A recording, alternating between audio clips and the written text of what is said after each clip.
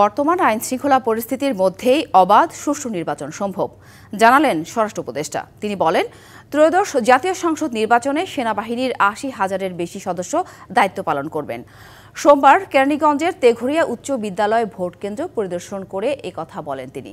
ভোটের সময় আইনশৃঙ্খলা স্বাভাবিক রাখতে বাড়তি পুলিশ সদস্যদের পাশাপাশি মাঠে থাকবে সেনাবাহিনী, বিজিবি ও নৌবাহিনী বলেন উপদেষ্টা। ভোটার এবং প্রার্থী চাইলে সুষ্ঠু শান্তিপূর্ণ নির্বাচন সম্ভব বলেও জানান তিনি। কেবল চাঁদাবাজ নয়, তাদের সাথে জড়িত উপরের কাউকেই ছাড় দেওয়া হবে না বলেও হুঁশিয়ারি দেন উপদেষ্টা। আমার ফিল্ড পর্যায়ে নির্বাচনী কার্যক্রম অনেক আগেই শুরু হয়ে গেছে। প্রতি কেন্দ্রে 2 জন থেকে 3 জন তো পুলিশ দিবই। তারপরে আমাদের মোবাইল হিসেবে এবার জানেন অন্য সময় আমরা আর্মি 30,000, এবার আমরা প্রায় 80,000-এর উপরে সেনাবাহিনী নিয়োগ করব, নৌবাহিনী নিয়োগ করব, সেনাবাহিনী নিয়োগ করব, বিজিবি নিয়োগ করবে এবং র্যাব এবং অন্যান্য বাহিনীতে থাকবে।